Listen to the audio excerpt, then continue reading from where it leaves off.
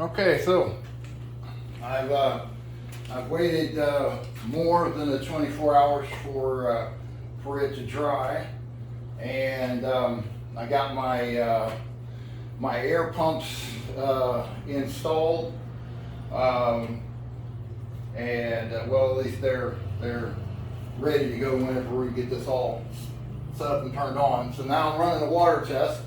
I don't know, I'll probably put maybe halfway up, give it 4 or 5 inches of water, and just kind of see what I get.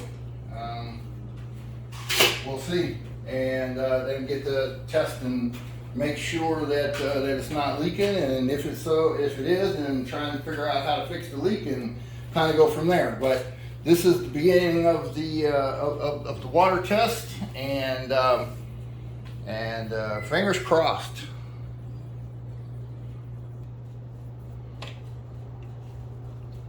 Okay, so let's see what we got. Right now, right exactly at 5 inches of water, not at least 9 1/4 to 9 3/8, even before it starts to spill out of the drain tube.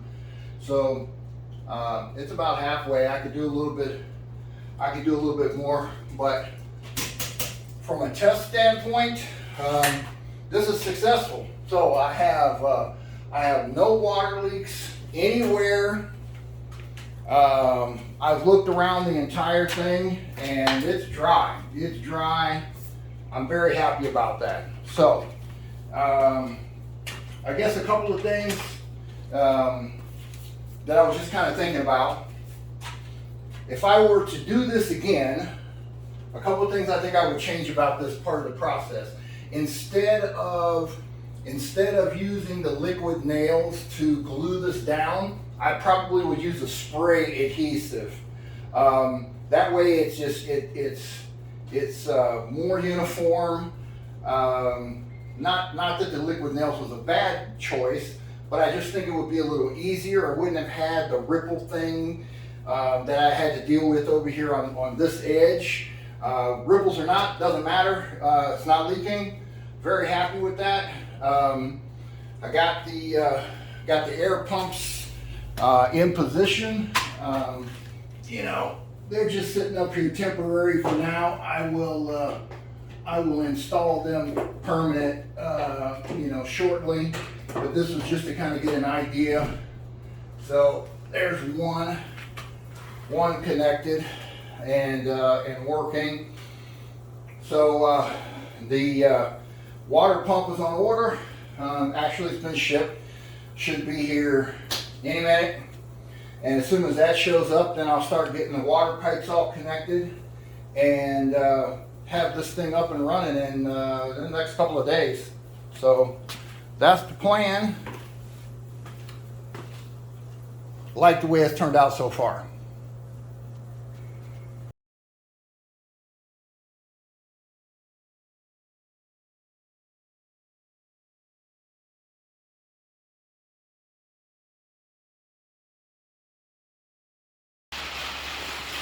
Okay, so it has been about a day and a half since I put the water in here as a part of this water test, so I've got some issues. You can probably see the floor is wet on this side, which means that it is leaking. It is absolutely leaking. I'm gonna see if I can get a shot. Maybe you can see it. Yeah. So you can see there's some pretty good drips there. This is not a slow leak. And the bulk of it appears to be on this side, which coincidentally is the same side that had all of the ripples in the plastic. Now, there's no way I can really fix those ripples at this point, but definitely a leak. fairly significant leak in the overall scheme of things. So what I'm going to do now is I'm going to drain all this water out, and I'm going to go to plan B. Not quite sure exactly what plan B is going to be at this point, but this is not going to work. I've got to have this completely sealed up, completely dry, long term, because this is going to be months that this water will be sitting here. You know, years perhaps even. It's got to be solid. So going to plan B, I'll let you know what I come up with. Yesterday, I was showing about how this was leaking really bad. So I've moved on to plan B. My plan B maybe should have been my plan A. I don't know what to tell you, but this is plan B. So I'm taking this plastic liner, this drop cloth. This is 2 mil. I'm going to add another 2 mil to it, so it'll be 4 mil in total thickness, because both of these are going to go on top of each other. But that's the game plan here right now, is to stretch this out and get it secured, and then put the second layer in. And then once I've got that done, you know, it's a complete sealed up plastic barrier on top of a sealed up plastic barrier. So hopefully with the 2 of these, I can have it not leak. So that's the game plan. I'm going to go ahead and start getting this thing folded into place, and then we'll come back. Okay, plan B is well underway here. So there's two layers of that plastic in there now. I've got the air pumps and the stone blocks in place. I'm going to start filling this thing up with water, and fingers crossed that we don't have any leaks this time. So I left that plastic kind of loose, and so the whole idea is that as the water fills it up, it'll stretch it a little bit, and then I will secure it when it's all finished. So water to come. The water is flowing now, so I'm just going to sit here and monitor it as it rises, and make sure that there's enough coverage of the plastic. Move it around as necessary, but I'll show you what it looks like then when it's at least a little fuller than it is now. Right now I have about 6.5 inches of water in this, which is sufficient to use as my leak test. So far so good. Really isn't any reason that plastic should leak. So I'm going to shut the water off, leave it sit for a while, and just kind of monitor things, and make the decision on where we're going next. Well, it's been a couple of days since I put the plastic liner on, and I've still got a leak somewhere. There is still water coming out of this thing, and which is very surprising to me, but trying to get a better view up in here.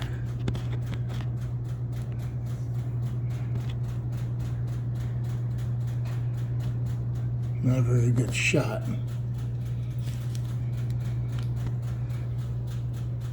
Well, bottom line is it's still leaking somewhere. So I suppose that puts us into plan C. Okay, so this has been a lot more difficult than I thought it was going to be. At any rate, we are still trying to get this thing dry and keep it dry, and that's been a challenge. So I am up to plan C. C is in Charles, and I'm beginning to wonder if there's going to be enough alphabet left for me to be able to get this thing dry. Anyway, plan C. This is an actual pond liner. 15 mils thick. It is designed to do exactly what I'm trying to do here, which is keep the water in this box.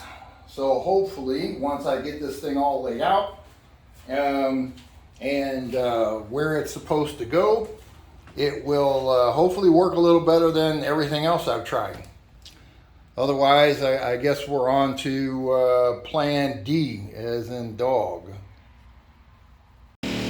Okay, I've got the pool liner installed now. It's a temporary until this thing fills up. So it'll continue to smooth out and flatten out as it fills, and then I'll check it for leaks, and if everything's good, I'll trim it, and hopefully we'll be good to go, and hopefully there won't be any more water on the floor. Right now I'm pumping water in from the tank. So tank through, this is the recirculating pump that will be installed permanently. So right now it's just pulling water out of the tank and filling the bed. And I will tie other plumbing into it as I get a little further along. So this is day 2 of the pond liner. No leaks so far. So I think I'm good. At this point, I'm going to go ahead and finish filling it up, and then trim this liner and get things more permanent.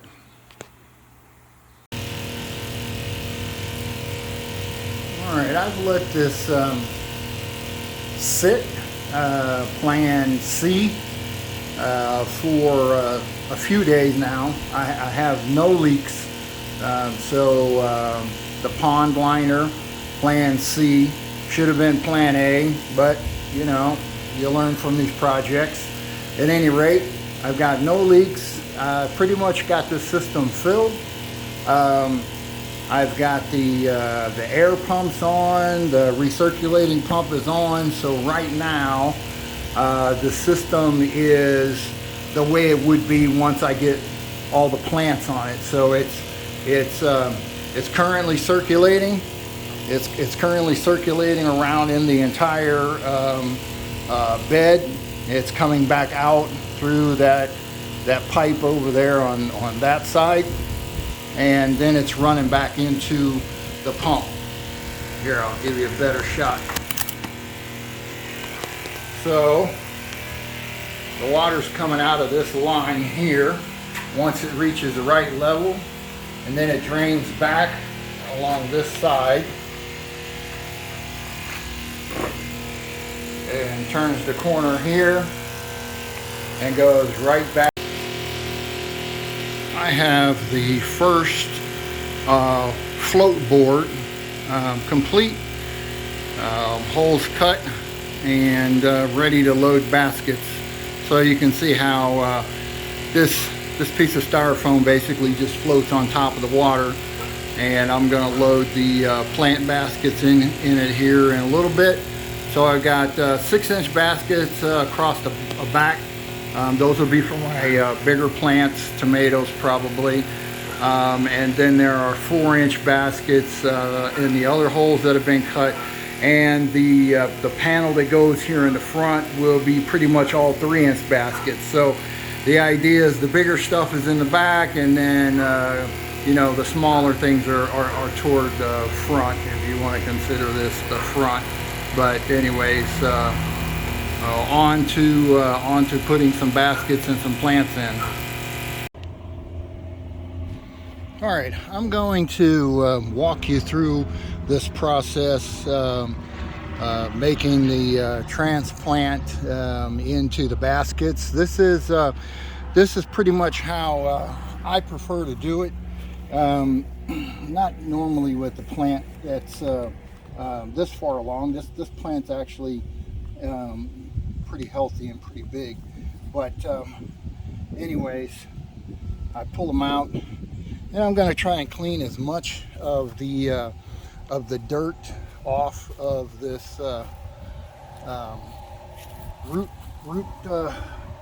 batch as I can. Get as much of the dirt out of here and just preserve the roots themselves. So again, this is just my preference, because I mean, I've started plants from seeds before, and you can certainly do that if you want, but it's already starting to get late in the season for me, and I kind of want to get some of this stuff going. So I'm not going to wait several weeks for seeds to mature. I typically pick up most of my my plants at local stores, Lowe's, Tractor Supply. There's a variety of places similar. Hardware stores carry them. They're all over the place. Local, garden supply type places. Anyways, try to clean these roots up as best you can. Really, what you really want in the end is just white roots. You don't want any dirt at all. There's no dirt that goes into the system. Try to keep it as clean as possible.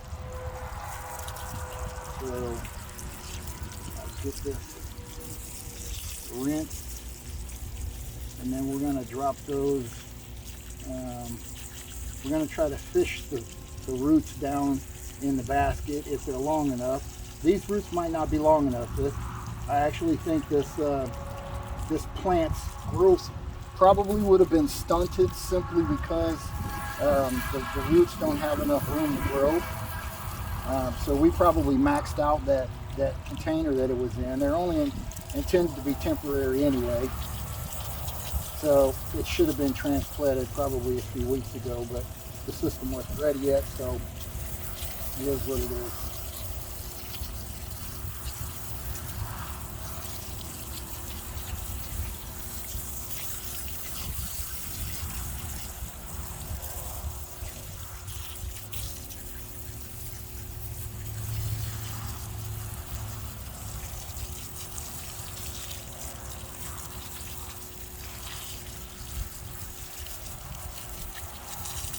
So just try to get all of the big chunks, dirt, debris. A lot of times there's chunks of wood. There's a whole bunch of stuff in that soil mix that they use.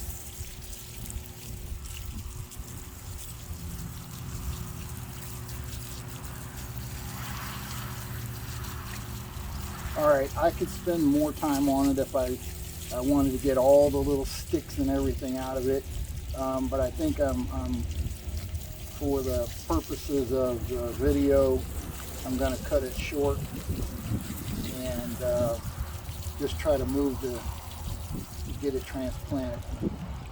Okay, so yeah, the roots are not real long, so if they were, you could fish them into the bottom here, pull them out, the back side. That's the beginning of the process. Now, let me go grab some of the media that's used, at least what I'm using. Okay, so these are clay balls, and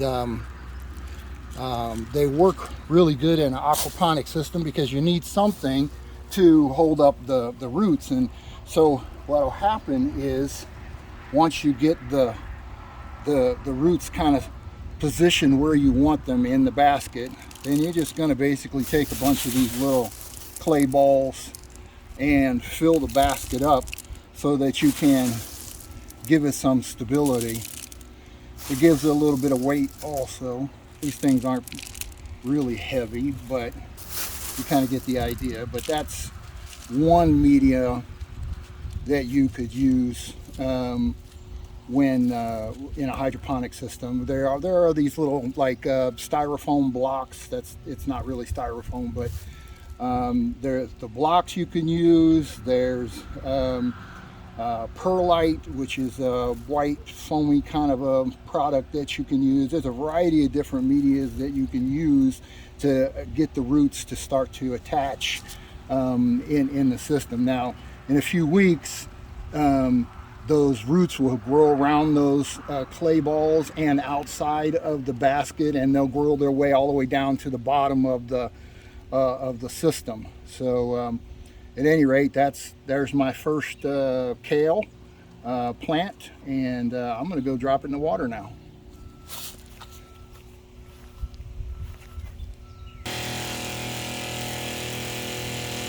All right, here's the first plant going in.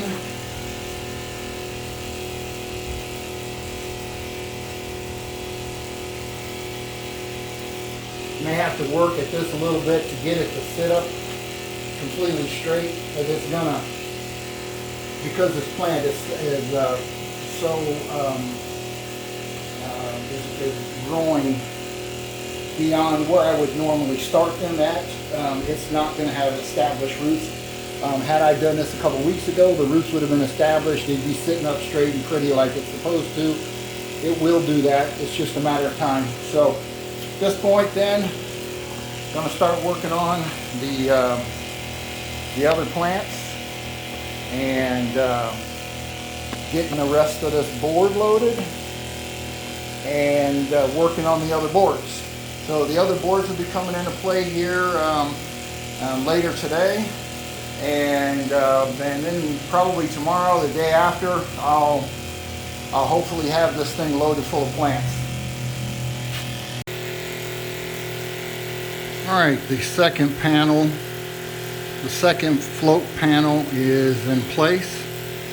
Same dimensions as the first one, and then in this section that's still open, those will be the 3-inch baskets. Welcome back to this hydroponics DIY hydroponics build, and so you can see I've got 2 of the float boards in place. It's one big board, obviously, that I cut in half, and I wanted to do that so I could manipulate the panels, the smaller panels, versus trying to lift or move a 4x8 sheet. It's just too much, especially as these plants start to grow. They will get taller, they will get heavier, and so at any rate, I'm going to completely fill this side before I put the other 2 panels in. But one thing I didn't think about when I first came up with this design was how exactly I was going to harvest this. So I probably should have made the bed a little bit smaller, to, in retrospect, so I could get around it easier. But I mean, the bottom line is I'm going to pull one of these front panels, the smaller panels, and that'll make it easier for me to harvest. I'm basically just going to step right up in the bed and walk around and pick whatever vegetables need to be picked. But what you see here right now are plants that I picked up today from Lowe's. There's about $100, maybe $120 worth of plants here. 1, 2, 3, 4, 5, 6 tomato plants. I chose all determinate tomato plants because I've only got a 9-foot ceiling in here, and I want these to grow year round. So the difference between indeterminate and determinate is that a determinate plants will only grow to a certain height, whereas indeterminate plants, they will just keep going and going. And you could have 12-foot high plants, which I can't do obviously in a 9-foot ceiling. So that's the reason why I chose those. There are several basil, there's rosemary, there are 1, 2, 3, 4, 5, 6, 7, 8, 9, 10 different pepper plants, and the kale. Then I'll probably bring in some more kale, and maybe some lettuce, romaine, something like that. Anyways, so that's where we're at the moment. All of those are in and doing fine. Now, one of the things with hydroponics you're going to find is that there's, to a certain extent, some of this is there are chemicals involved. So you're going to need to get a tester. This is the electronic tester that I use, and it will measure like 7 different things. But a couple of things that are important from a hydroponic standpoint, at least this is what I found working with my previous system, and that is the pH level is important. You need to keep it at the right level. And the same thing with the amount of nutrients that are going to be in it, the parts per million of the nutrients in the water, because the nutrients are what the plants feed on. And so if you don't keep the nutrients at the right level, you're basically going to starve the plants. So something to look for. Anyways, I checked the pH level on this earlier. It was a little high. I believe it was 7.6, preferably somewhere between 6.8 and 7.2 is kind of preferred. So it's a little high. So that means I'll have to put some pH down in it, which essentially is an acid base. Muriatic acid is what I typically use. And maybe I'll put a cup or so in, and that'll bring the pH level down, and then I'll remeasure it and then add more if I need to. From a nutrients standpoint, this is the stuff that I've been using for the past few years. I like this. It's in a liquid format versus pellets. If I throw pellets or whatever in the water, it takes time for them to dissolve. It takes time for them to get into the roots. So I prefer the liquid. It's pretty easy to handle from that standpoint.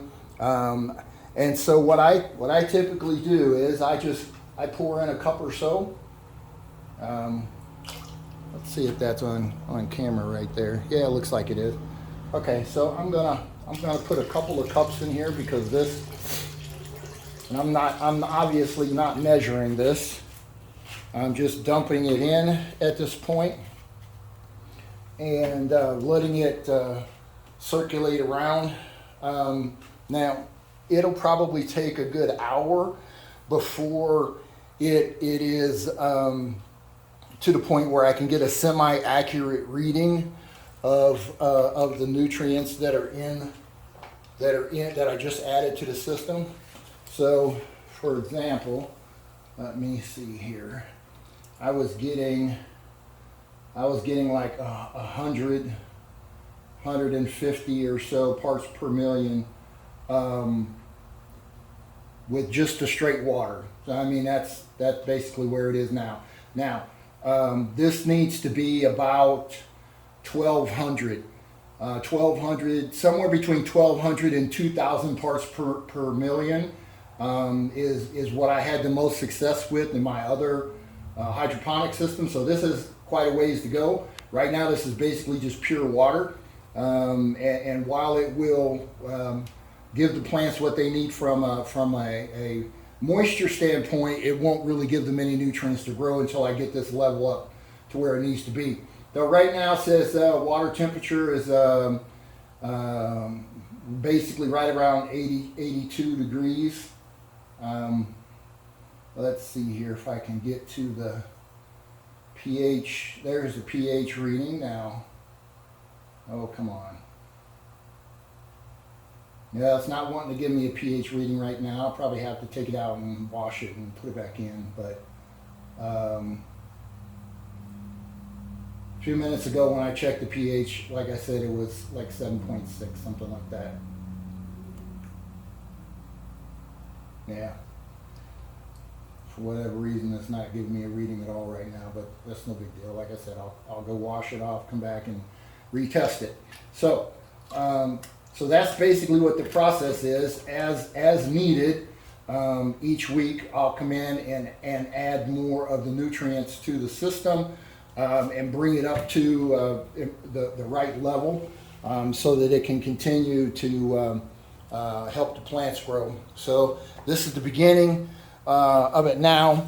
Hopefully in a couple of weeks I'll come back and you'll be able to see a noticeable difference in the size of the plants. Now, one of the things that I think is cool about hydroponics is that what I first noticed was I had a lot of plants that were really producing, which really kind of threw me a curveball. Because I knew hydroponics was supposed to be a better method of gardening, but at any rate, what I found out was simply this. So the plants tend to produce better in hydroponics because the plant itself doesn't have to work as hard. So in layman's terms. So if you plant the plants in dirt, then the roots have to spread for as far as they need to spread. That could be inches, it could be feet. And as a part of those roots spreading, that takes energy away from the plant for its ability to produce fruit or vegetables in this case. So not having the plant in the dirt and not having to work as hard to get the same amount of nutrients in. So you have a smaller root ball in many cases, and you're absorbing those nutrients right directly in. So you get bigger plants, you get a bigger yield, and usually faster also. So yeah, it's quite interesting once you get things going. You'd be kind of surprised how much of a difference there is from conventional planting to hydroponics. So I've been very pleased with yields that I have gotten in past years, and I'm really looking forward to seeing how this one turns out. But anyways, I'm gonna pause it for a little bit. Got some more plants to get, and I need to start working on this front section.